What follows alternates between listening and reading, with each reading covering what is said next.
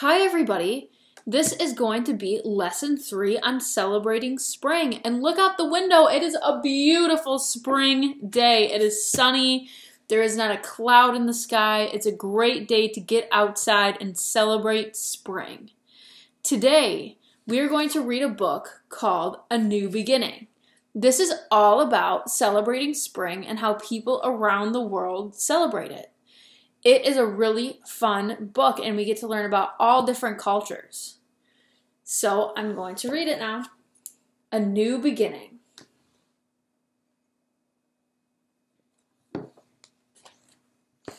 Leaf buds uncurl on bare branches. Frogs leave their winter hideaways, hop to the nearest water and lay eggs. Crocus tips poke through the melting snow. Woodchucks whistle, chickadees chirp, and dragonflies emerge from the rivers and ponds.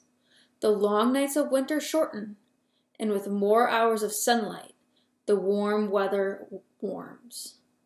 In the north half of the world, winter gives way to spring. There's a woodchuck, some birds, dragonfly. There's a frog way down there. A lot of spring creatures. Robins wing their way back north, and animals give birth to their young. People prepare their fields and plant crops in the softening earth. So there's a robin, a sheep, some baby sheep, and it looks like a baby calf. Some chicks and a chicken, and these guys are gardening. All awesome spring activities. As the bright sun returns, the people open their windows and welcome warm breezes and clear out the winter's dust. We pack away our bulky jackets and wear bright colored clothes to match the fresh shades of spring. Did you open your windows today? Today's a great day to open your windows. Her window's open and it looks like she's packing away her jacket. And then these kids are playing outside. Did you play outside today? It's a great day to go outside to play. It's an awesome spring day. These days gradually grow longer, the night shorter, until around March 21st. Day and night are equal. On this day, Earth is tilted, and the sun is directly over the equator. This day is called spring equinox, meaning equal night. Winter's over, spring begins. In many cultures' calendars, spring equinox marks a new year, just as January 1st begins our calendar year. For thousands of years, different places and different people have celebrated spring as a time of new beginnings, and when the land becomes alive again. So here it shows the earth when the day and night become equal. And then there's a bunny.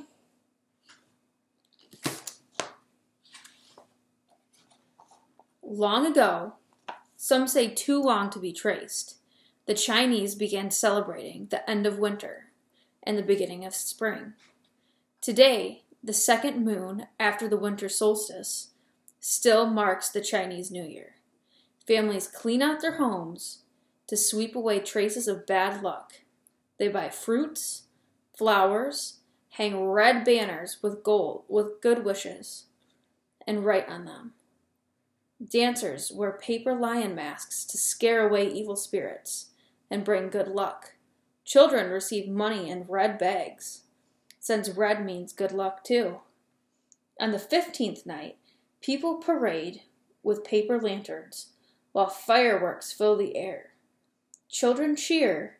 Long silk paper dragon weaves its way down the street to the beat of the drum. The dragon's appearance is one of the ways of wishing peace, fortune, and good luck to all during the coming year. That looks like fun. Look at that big paper dragon. And people stand in here and they weave it through the town. Would you like to celebrate Chinese New Year? I would. I think it would be fun to get a red bag of money and see fireworks and parades. That'd be so much fun. Over 3,000 years ago, people of ancient Persia celebrated the spring equinox as a new beginning during Nowruz, which means New Year. Today, modern-day Iranians welcome spring, just as the ancient Persians did. 10 days before Nowruz, they plant wheat and barley in a flat dish to represent the new beginning of a cycle of life. A few days later, colorful, dressed troubadours announce the coming of the new year. On Nowruz, families stay home and wait for the exact time that the spring equinox begins. Many exchange gifts, good thoughts, and do good deeds, and eat candied fruits to sweeten their lives. They believe that joy and happiness defeats bad spirits. Here they are, they're planting. And the traveling musicians come. That looks like a good time. Over 2,000 years ago, the people of India celebrated Holi at the beginning of spring to ensure good crops. In Hindu mythology, Holaka was a demoness who burned in fire. Now during Holi, on the night of the full moon in March, villagers light giant bonfires to represent the triumph of good over evil. The heat of these bonfires is a sign of the hot summer to come. The villagers bury the ashes to grow better crops. The next morning, the moon changes from gloomy to jolly. The people of all ages toss multicolored powder with glitter all over each other, and they load squirt guns with red tainted water and spray it on anyone passing by. They celebrate the coming of spring, singing and dancing, with soaking wet rainbow-colored clothes. Many believe this was an origin of April Fool's Day, when people play tricks on each other. So there people are in their multicolored clothes that people spray different colors on it. We do something similar here, the color run. It's kind of a fun thing. We run and we get all different colors sprayed at us.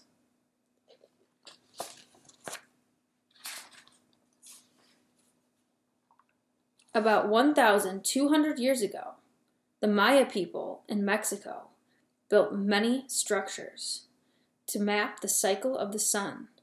Their existence centered around the sun and its effect on painting and harvesting. With their vast knowledge of astronomy, architecture, and mathematics, the Mayan people carefully planned precisely and built structures to predict the seasons. At Chichen Itza, they built El Castello Pyramid. Here, people can witness the amazing feat. Each year, on the day of spring equinox, the afternoon sun makes a shadow that looks like the body of a snake over a 100-foot-long slithering down the pyramid. At sunset, the body joins a huge stone carving of a snake. The head, located at the bottom of the staircase, symbolizes that spring has arrived and planting can begin. That's cool. It casts a big shadow of a snake on these steps.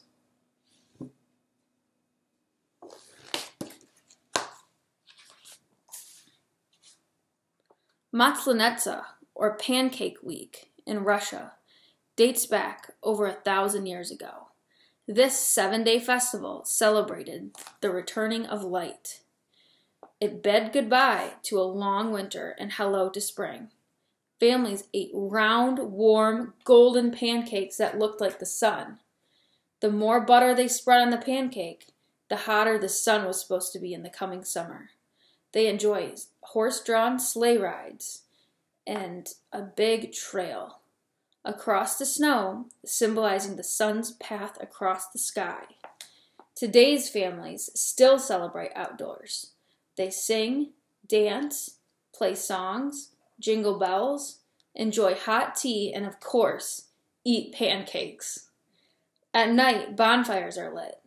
Brightly dressed straw scarecrows representing Lady Maslenitsa are tossed into the fire.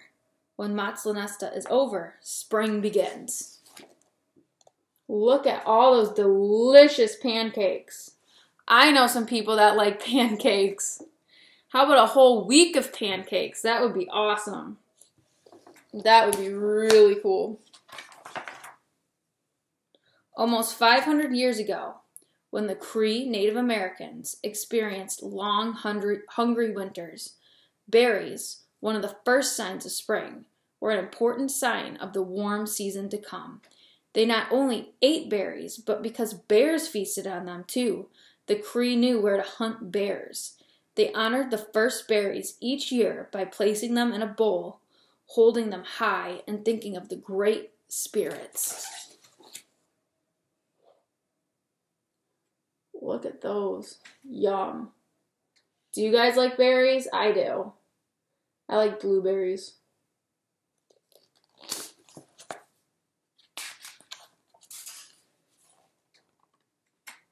The Jewish holiday of Passover is celebrated in the New Beginning. Over 3,000 years ago, Hebrews were slaves in Egypt. After 400 years of slavery, they were finally freed. Each spring, on the first night of the eight-day holiday, families gather for a meal called Seder. They eat special foods, sing songs, and retell the story of how they became free. Each food on the Seder plate tells different parts of the story. A lamb bone symbolizes the lamb that was sacrificed at the ancient temple of Jerusalem. A sprig of parsley dipped in salt water reminds the Jews of the tears that their people shed when they were slaves. Charoset, a paste of nuts, apples, and wine, remind them of the clay the slaves used to make bricks. Bitter herbs recall bitterness of slavery. Matzah, a flat bread, reminds them that there was no time for the bread to rise before the slaves fled Egypt. An egg symbolizes the new life that begins each spring. So there they are. They're celebrating the event. And there's all the food that they eat with a different symbol.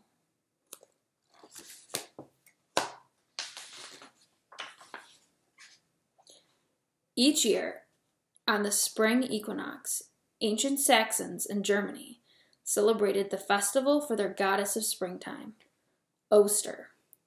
Her earthly symbol was a rabbit. Rabbits and eggs were symbols of rebirth. Many Anglo-Saxons in England dyed eggs by boiling them with flower petals and leaves. Brightly colored eggs are represented the bright sun of springtime. Look at these eggs are in a tree.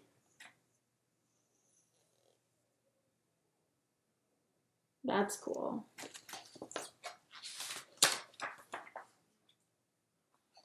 At the same time that pagans celebrated their goddess of springtime, Oster, Christians observed Jesus' new beginning, when they believe he rose from the dead. As many people became Christians, the name of the celebration changed from Oster to Easter. On the first Sunday after the full moon, after the spring equinox, Christians celebrate Easter. Many worship outdoors at early sunrise services, or in churches filled with flowers and glorious music. Children find Easter baskets filled with chocolate rabbits and colorful eggs, still symbols of Easter today. There they are.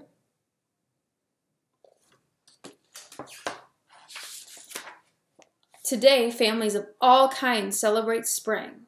As time of new beginnings, they plant flowers and vegetables, play baseball, ride bikes, fly kites, have picnics, and enjoy the return of warm days and welcome spring, a new beginning.